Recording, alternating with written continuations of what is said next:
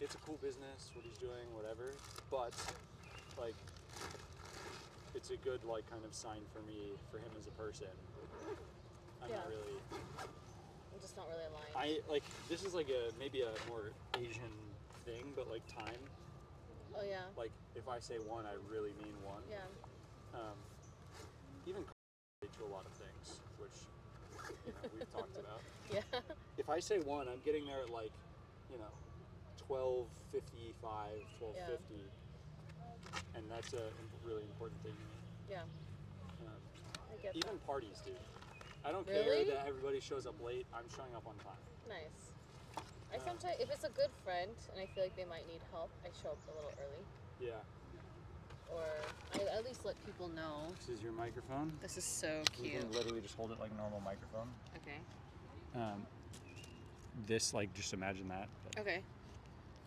This is so cute. Yeah, I think that being on time is like a skill that it's wild how many people haven't built. Yeah.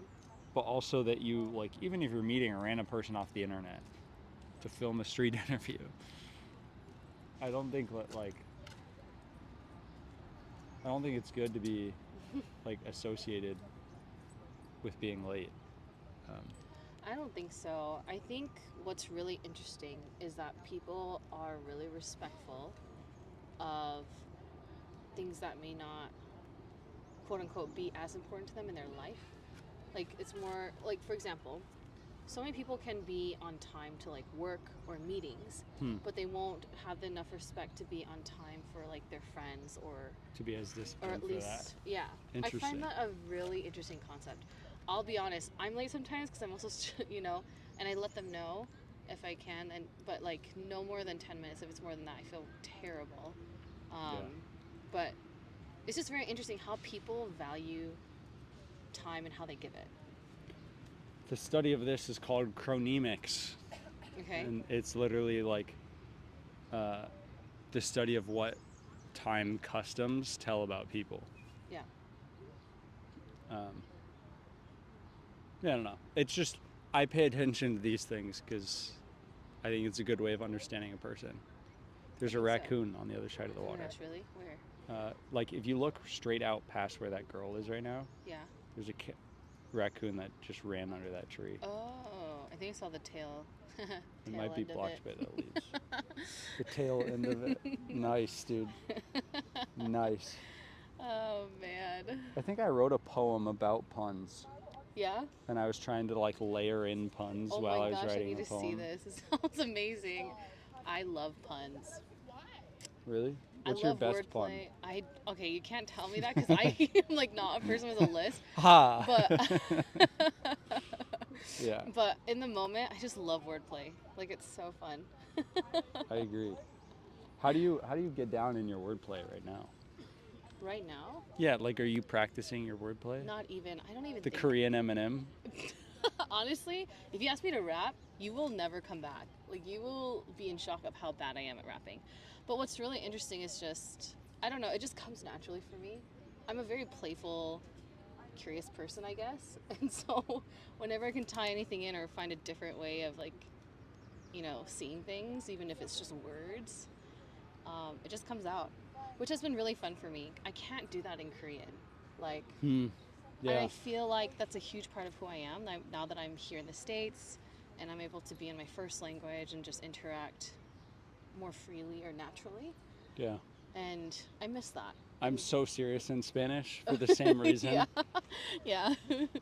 Yeah. So it's yeah. So it's kind of the best I can say it. Yeah. Is it just comes naturally, I guess, out of sheer personality and it's a really good way of staying present about what you're saying too. Yeah. If you're thinking about how can I play with this, I or agree. do callbacks of, like, what something was said earlier in the conversation. Yeah. You're right. It does require a lot of listening. Because you are playing off of what they've said or the theme of it or whatever it is. And so, yeah. Sweet. Basically, the download on what we're doing right now is I moved to New York City. Yeah. I burned the boats, so to speak. I'm using an age-old strategy, Okay. talking to my neighbors. Okay.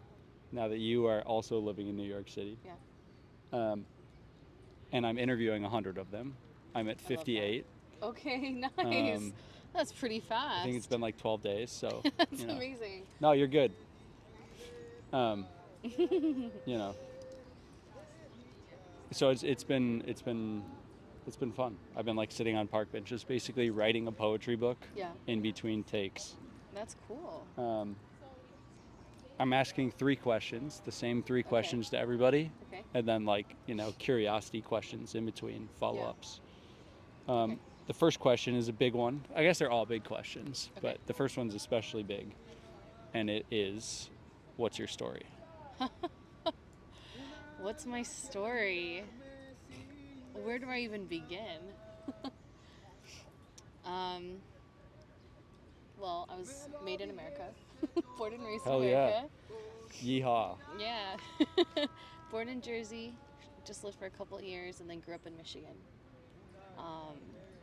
I come from an immigrant family, so my parents moved to the States right before I was born. I grew up in a very small, lovely, but very non-diverse town called Midland.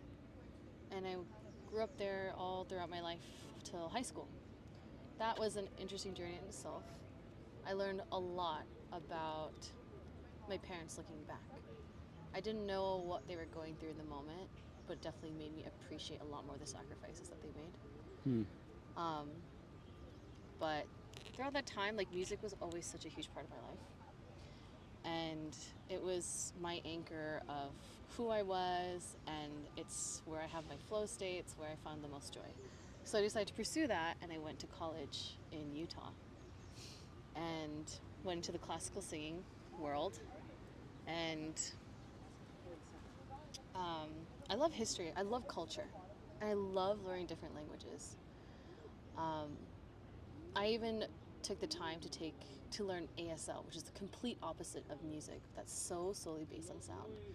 And I learned a whole new world of expression, and with just your face and your hands and your body. Like, they're so funny because they speak with their whole entire being, you know? And with that, for about a year and a half, I did like a volunteer service, and I ended up using some of that ASL and basics of different languages to connect with people from all over the world in Hawaii. You were in Hawaii. Yeah, for about a year and a half. Serving as a volunteer, doing ASL work? No, so I was kind of like, so I was serving as like a missionary for my church at the time. Yeah. And I was also kind of like a tour guide as well. Yeah. And so everyone comes to Hawaii from everywhere, right? Mm-hmm. I think I listed, when I counted how many countries, I met people from 43 different countries in a year and a half. Yeah. And it was so cool. Sometimes they give me little gifts, or I've had moments where people take me in their arms and just walk around like the grounds or the gardens and just speak to me in a totally different language. I had no idea what they were saying, but they enjoyed it all the same. Culture has always been like a huge part of my life. So, can I ask you a question about that? Yeah. What were the things that you learned about listening? Yeah.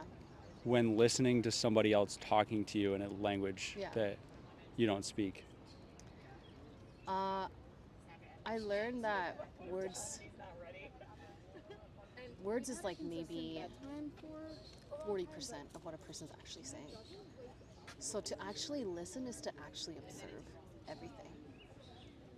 And so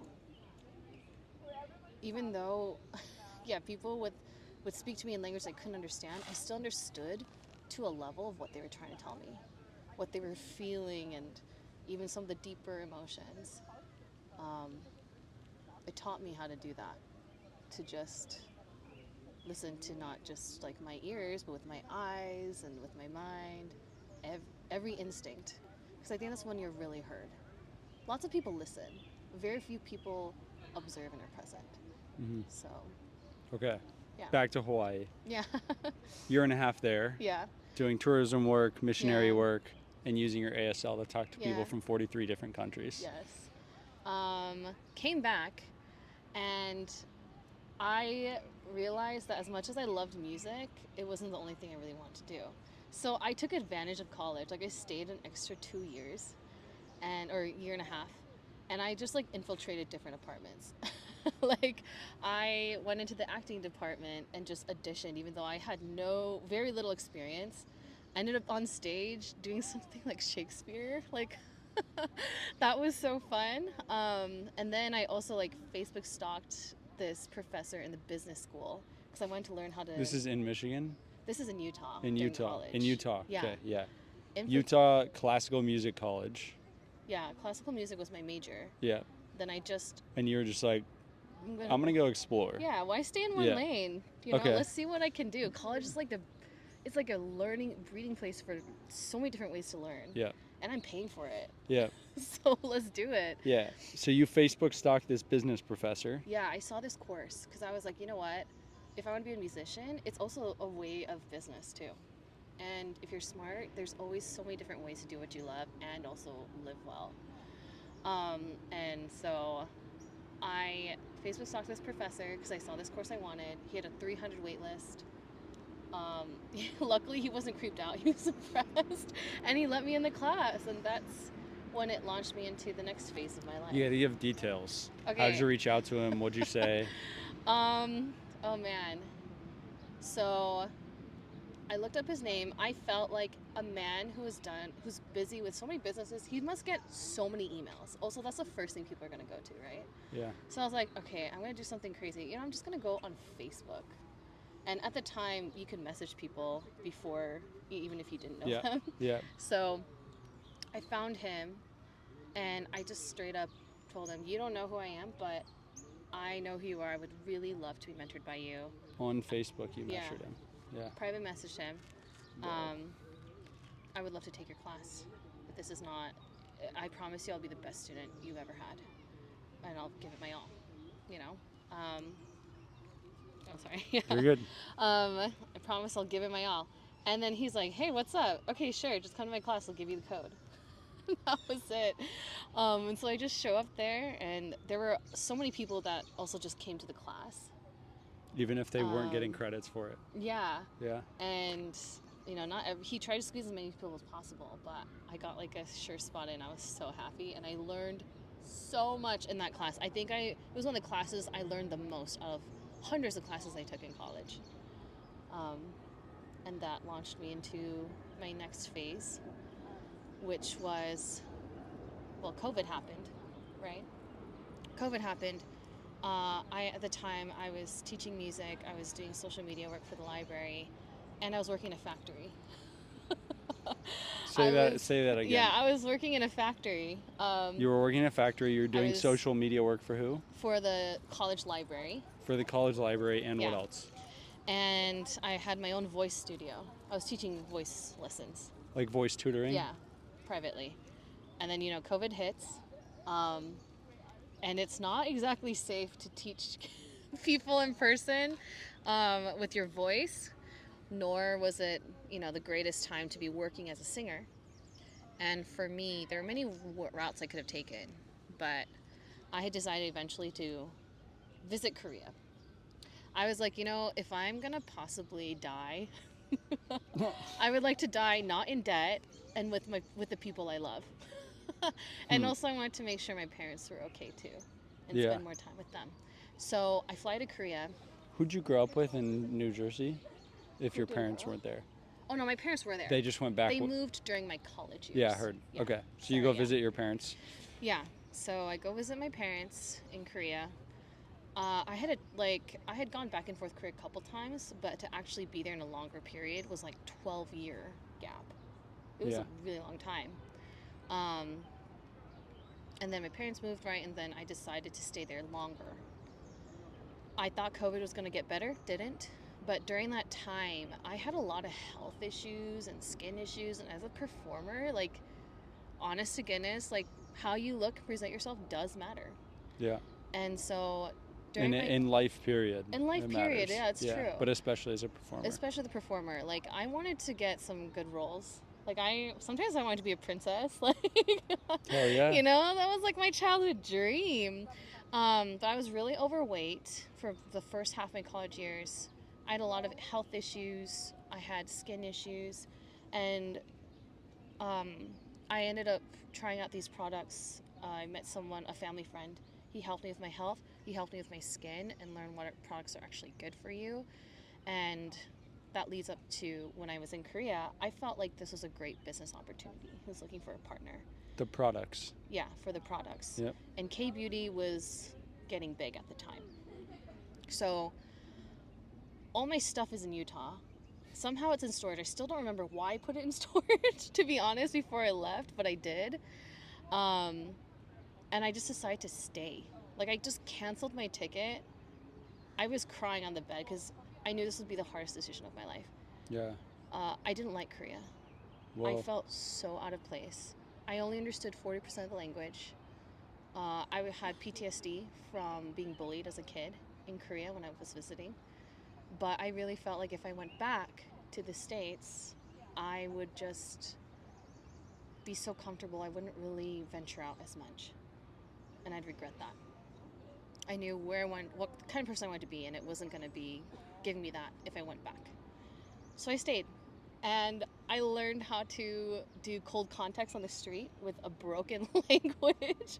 I learned how to understand people's different beauty standards, and rather than judging it, try to understand why that is so important to these people. I gained so much perspective. It was really humbling.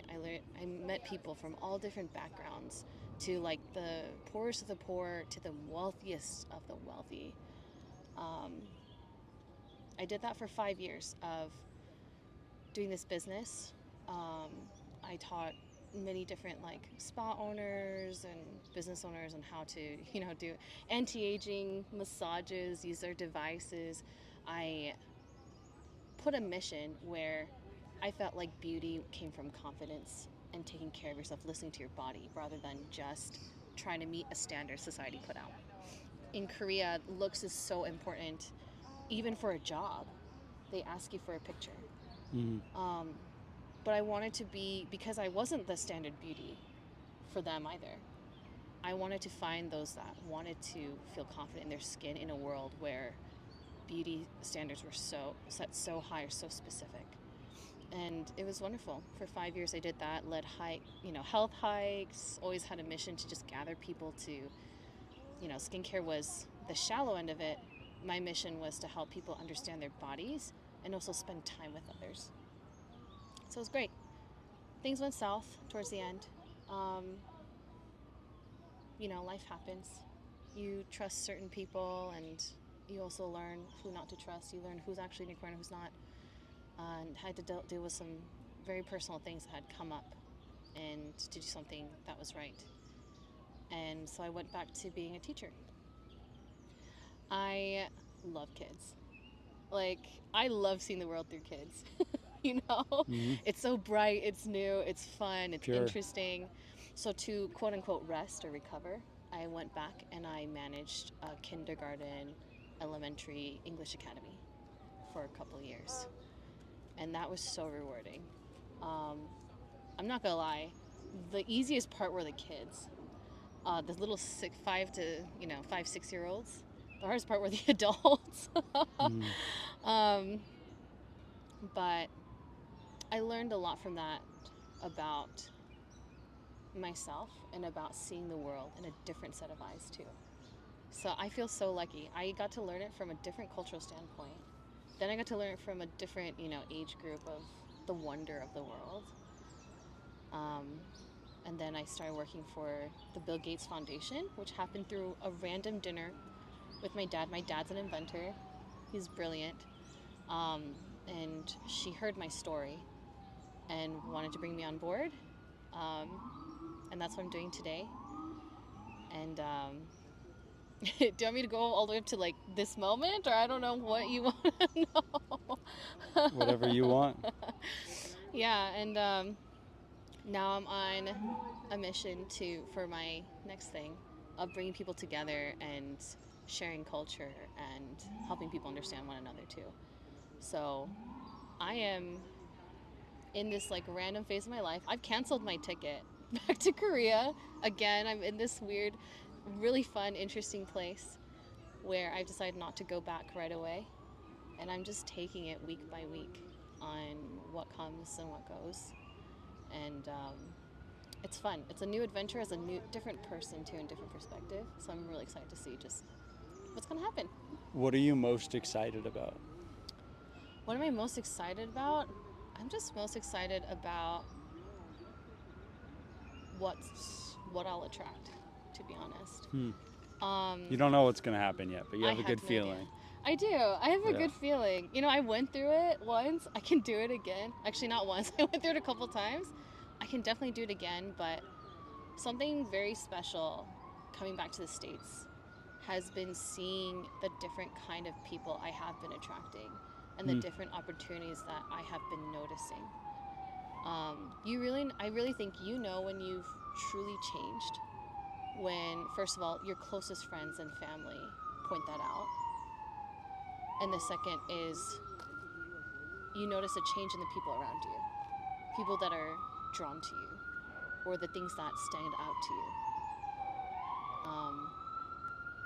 And I can definitely say it's much better or more positive and more genuine than it has been in the past. So, yeah. Let's go. Let's go. Okay, Kim. We got 2 more questions. Oh my gosh. Okay. Second question Yeah. is, what problem in the world means the most to you right now? What problem in the world? That's a really good question.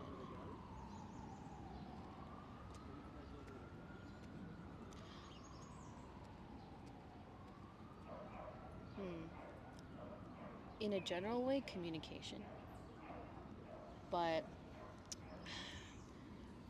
the problem I'm really focused on right now is like human connection. And I mean that, and like I said, culture's been a really huge part of me. But I think it's because like people don't know how to connect with others and communicate in a way where it's deeper or in a different perspective. The reason why I say this is because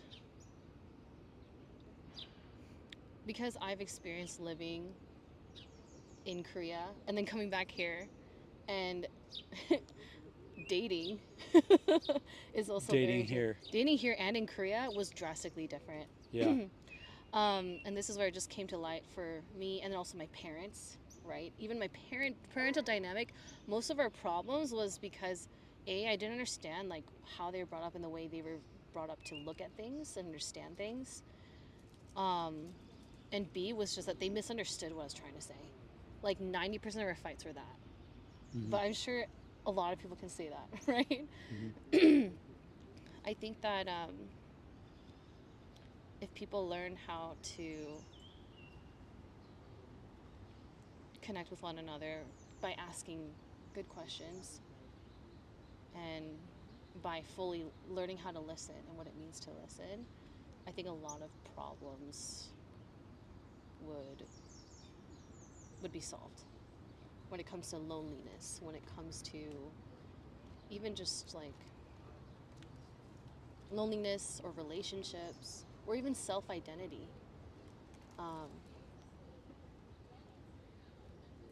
Yeah. If that answers your question. Yeah. It does answer my question. Last question. Yeah. Who's the most impressive person that you've met, and what made them impressive to you? Who's the most impressive person I've met? There's so many people.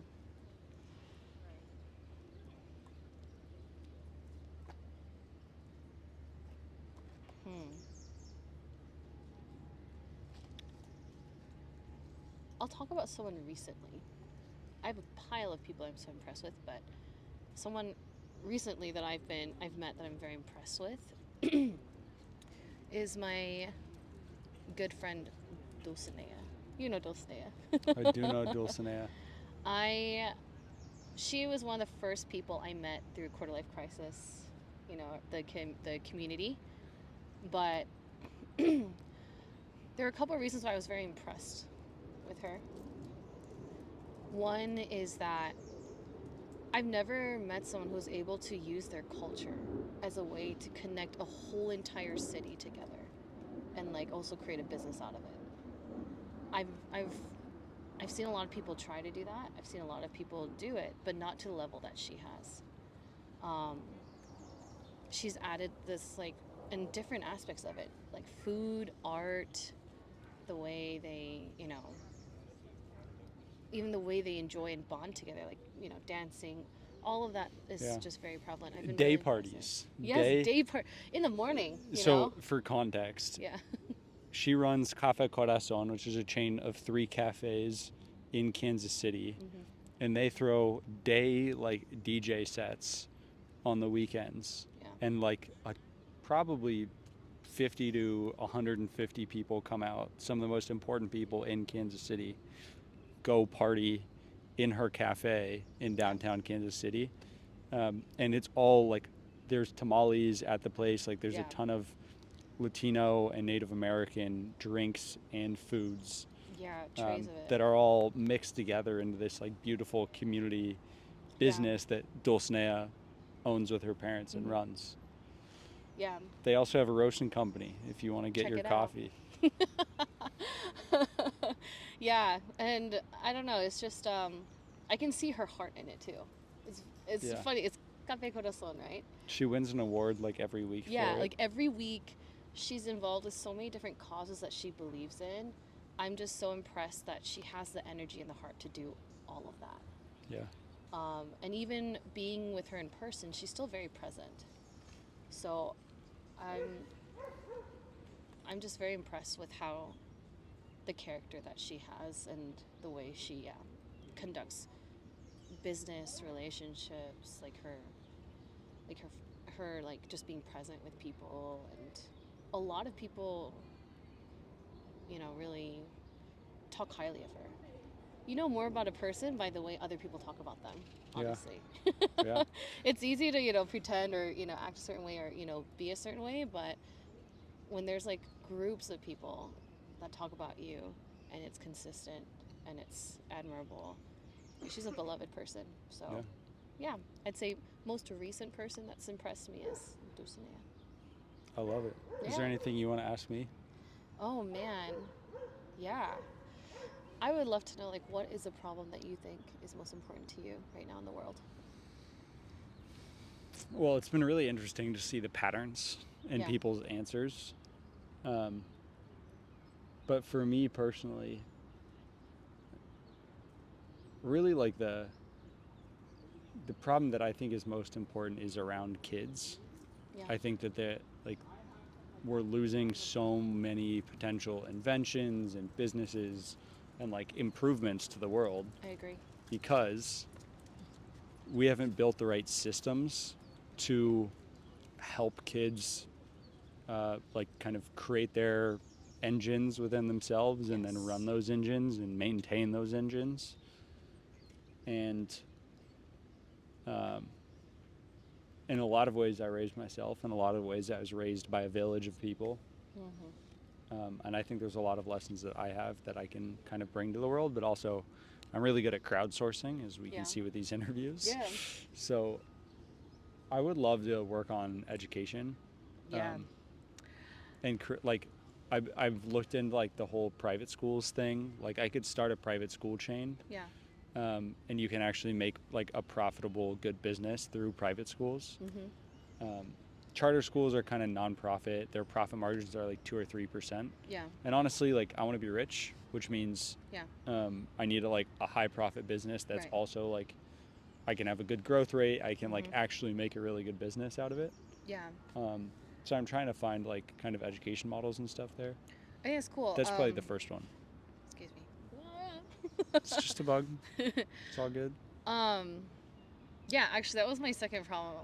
That I really think that's a huge thing. You want to change the world, you start with the kids. I don't know if you and I talked about this before, but I originally had wanted to open a school at some point too. I In definitely Korea? agree with you. Yeah, in Korea, a special school. Um, It sounds like the kind of school I went to. yeah, I'm kidding. I a don't have. special school. I do have special needs, but I am not special needs. in that in that Yeah. way. Or are we all? I don't know. We all I have would argue. different. We're all special, and we Yeah. all have different needs. Anyway, I'm just making jokes. No, I agree with you though. I think school, the system, the education system needs to change drastically. I don't mean like a little change or add a subject. I'm talking about the whole entire thing. I feel like there's not a lot of social emotional learning involved, which helps kids with their relationships and way of expression. I feel like sometimes kids don't have enough trauma. Yeah. Like we gotta, which clickbait, but it's Is like he gonna stir up? no, we gotta like put them in more intense situations I agree. with more scaffolding, Yeah. and we have both a scaffolding and intense situations problem. Yeah. I agree. For certain groups of people, so other groups of people just like don't have the processing scaffolding to go through those moments of pain and actually learn from them. Yeah. Um, Yeah, I agree. If there's anything that taught me from like my years of with kids and specifically with like teaching, kids are tough. Like as in like they're resilient. Oh yeah. Yeah, that's what I Yeah. mean. They're They're very not difficult. resilient. They're but not they difficult. are resilient. They're really resilient and they are so smart. Yeah. This private academy had me having 5-year-olds start learning how to write an essay. Yeah. It was like Yeah. unbelievable what they could do. Yeah. They can be pretty independent at a very young age. Yeah. So it opened my eyes to like having kids do a lot more than what we're having them do now and experience the world a bit more. I agree. I think that is a really great problem that I think would be really cool to solve or help solve. There we go. Yeah. I have another question for you. Please. What is something recently that you've discovered about yourself that was surprising or something that you feel like has shifted your focus or your perspective on life? That I've recently discovered about myself. Yeah. That changed the way I looked at the world. Yeah. And at myself. Yeah.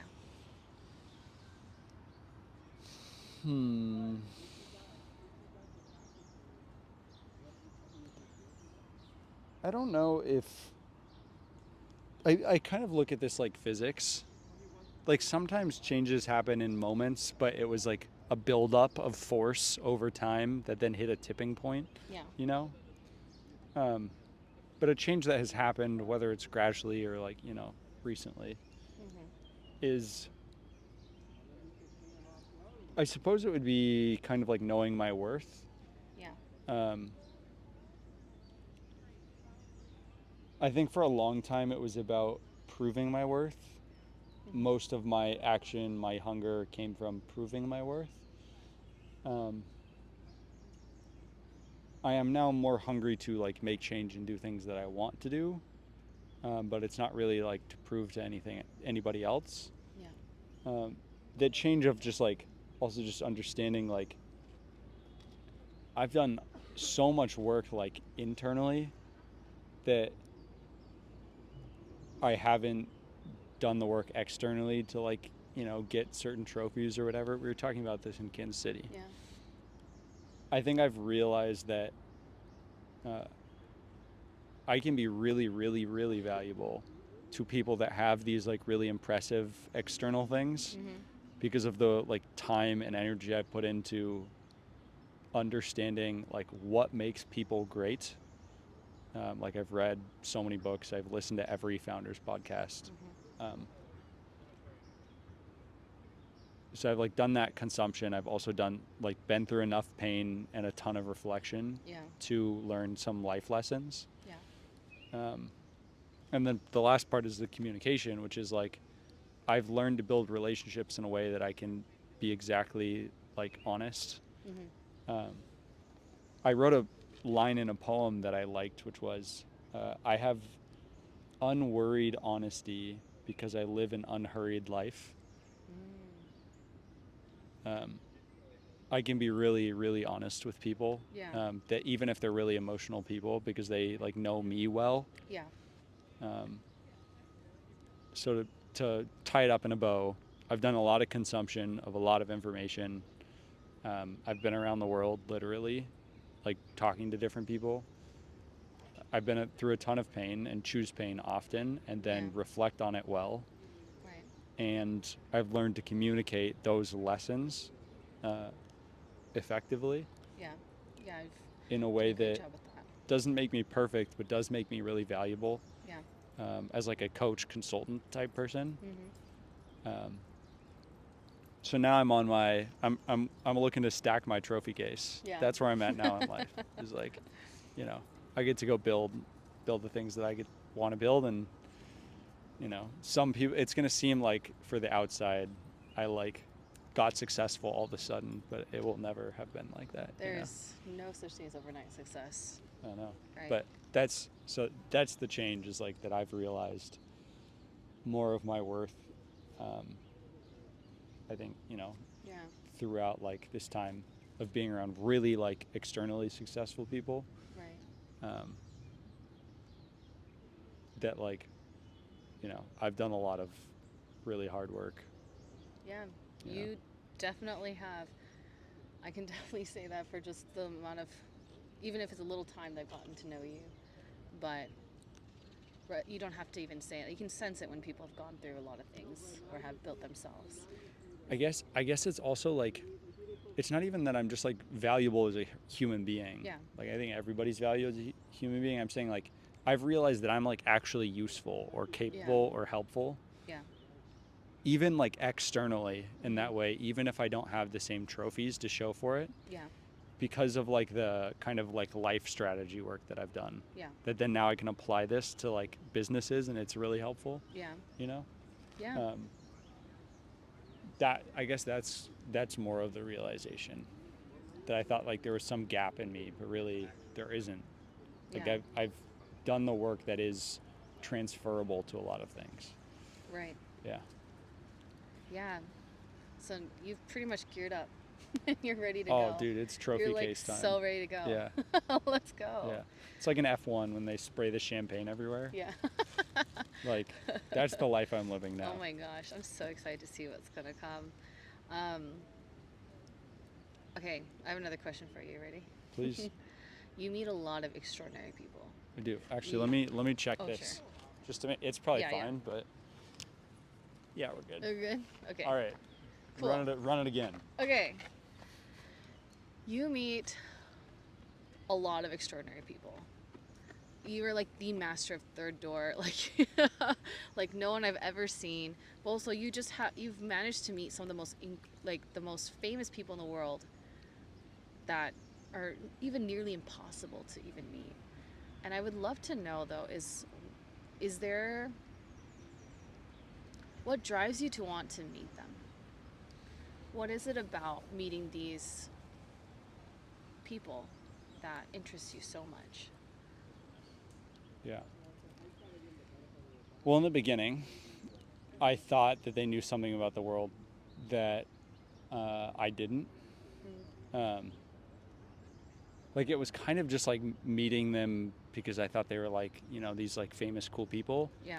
There wasn't really like a calculation of like, this is going to help me towards a goal that I have. It was like, oh, this person has an answer to life that I can like pull out of them, or like, get them to give me. As I've now realized, everybody's just figuring it out. Yeah. Including people that have built $1 billion business and are now building their second or third or fifth billion-dollar business. Those people are still just figuring out that business, even if they like have already kind of done it, or they have a system or structure. They're still figuring things out as they go. Yeah. Now, like, the reason I go meet very successful people is because that person has done the thing that I want to be really good at. I recently met a guy named Andrew Young, who's like a pretty connected event creator and host in New York City. Great angel investor, super nice guy. Moved here from Hong Kong, actually. Yeah. And I met him because I was obsessed with events and and I wanted to meet somebody that was like very connected and successful in New York. Every person that I asked for advice about moving to New York mentioned his name, and so I was like, great, I need to meet this person. Yeah. So I'm kind of in a season of my life where I'm not networking anymore. Like I'm not trying to meet more people just to meet them. Yeah. I don't give my number to everybody anymore. Right. It's more like this person can help me and I can help them. Yeah. And then I'm like indifferent to how famous or rich they are. Like I'll find a way to be helpful to them. Yeah. You know. Definitely. That's cool. I have a million questions, but maybe this needs to be the last one. Whatever you want. I mean, you gotta be careful, James. I can talk for like all day. Like I'm a Let's person test of that. a million questions. Let's see how long she can go. I bet I can go longer. Oh dang. Okay. What is a quality that you really admire in the people that you look up to? A quality that I admire in the Yeah, people a I quality look or up to. trait, and why?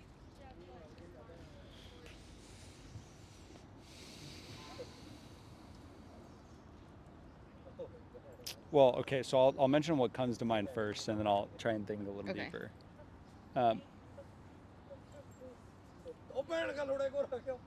I really like people that are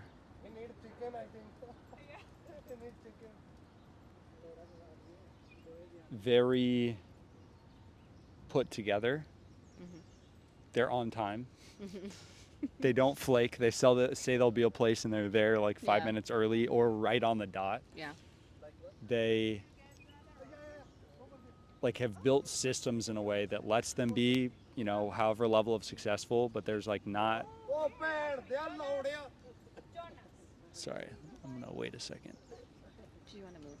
No, it's fine. Okay. The name of the king something. The post the street.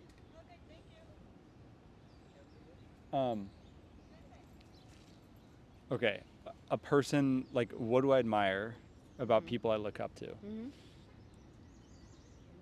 I admire people that are really put together, people that are on time to places. When they say they will do something, they do it, and they do it in a timely manner.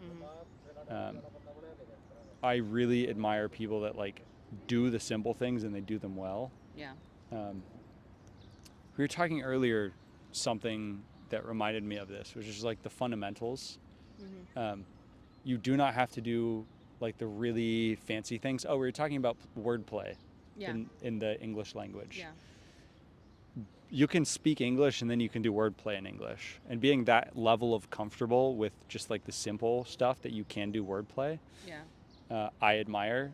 And I admire that at the level of like, you know, I've now started optimizing my time because I'm so good at being on time to the things that I have. Yeah. I'm so good at getting the things I have to do done that now I can bring on another thing and actually do that thing well too. Yeah. So that, like, from a, you know, operational capacity standpoint, I really admire. From a deeper, you know, perspective on the world, I really admire people that are obsessed and like are okay with it. I like, there are like no limits to anybody's brain except what they choose to allow to be a limit. Right. I've been saying a saying recently, which is, you show me a rule and I will show you an exception. So you tell me you have X health problem, and so you can't do Y, and I'll show you an exception of somebody that had X health problem and did Y. Yeah.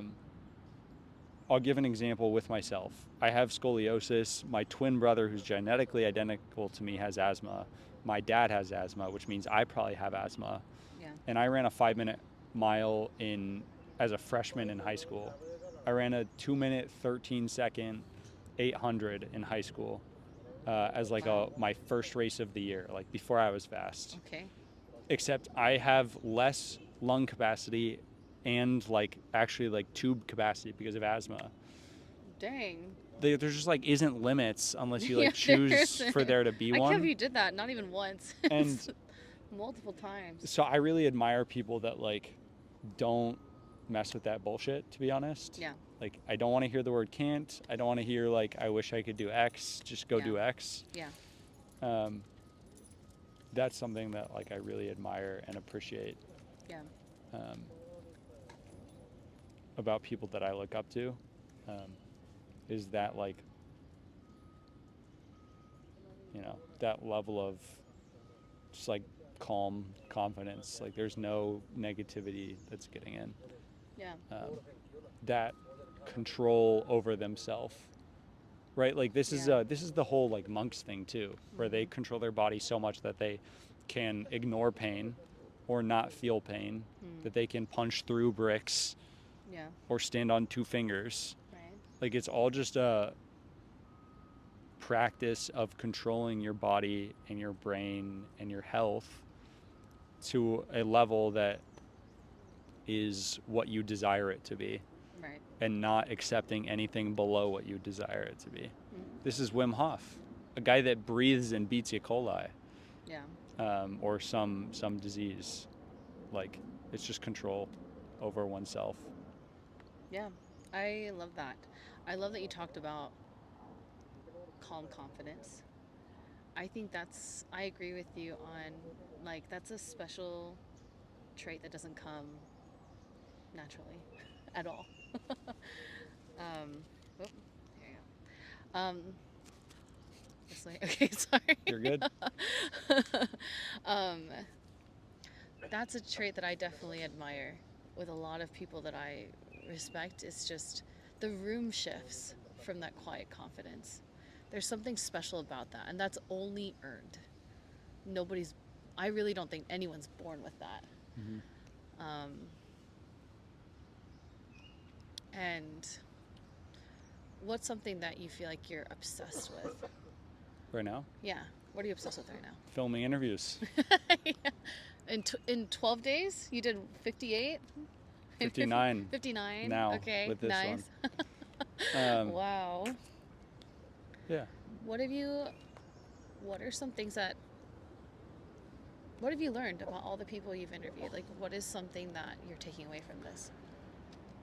Yeah, so I gotta like go really write out like the patterns that I've noticed. Yeah. I'm sure I'll try to transcribe them all and then Yeah. like, you know, get some patterns out of it all. Yeah. But we'll go by question. Story, most people have not practiced telling their story. Yeah. So they're like, whoa, that's a really big question. Which I think is like, you know, could be better in society. Yeah. In terms of the other two questions, what problem in the world means the most to you, there's like an empathy, love, like gap in the world, which like, you know, the negative side of that is there's so much division in the world. Right. There's a, you know, kind of like political answers like climate or war, or things like that. Yeah.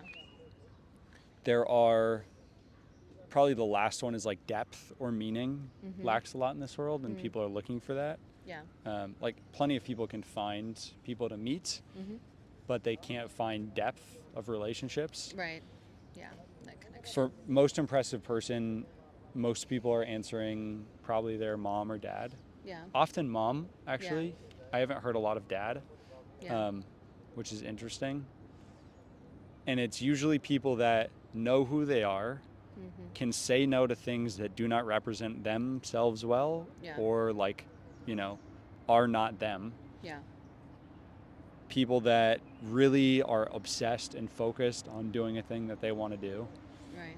And people that do not listen to the world and instead are kind, which kind of leads me to a quote in my mind similar to what we were talking about earlier, which is, there's a guy that started a company called Front Row Dads. He's a bald guy. I think his name's like John Davidson or something. I'll pop it up.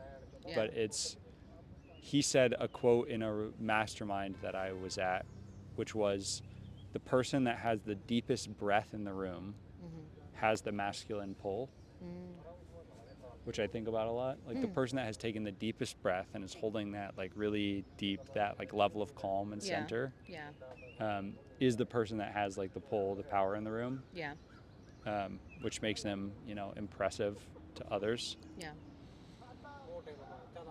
And so I breathe deep. Yeah, you do. You do breathe deep. There we go. Yeah. I will do a much like deeper kind of writing out of all of the Yeah, patterns that I I'm see. excited But to see it. I made a LinkedIn post about it too. Oh, okay, cool. Yeah. Yeah. All right. um,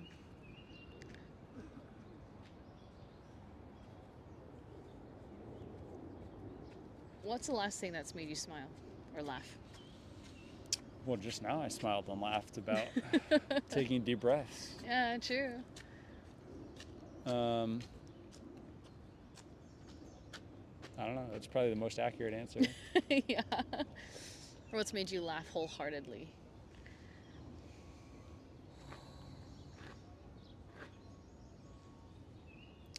Kevin Hart's roast Okay. just came out on Netflix. Hilarious. Okay. All right. So yeah, good. he's pretty funny. No, it was people roasting Kevin Hart. Oh And my then, like, gosh. the I've panel. seen clips of that. It's- So good. Yeah. Oh my gosh. I hope, is Dwayne on there? Yep. Yeah, he's got to be on there. Those are the best. Okay, nice. Do you have any more questions for me? I could ask you a million questions, but I did my 3, Yeah, okay. so I'm good. Okay. You good? Yeah, I'm good.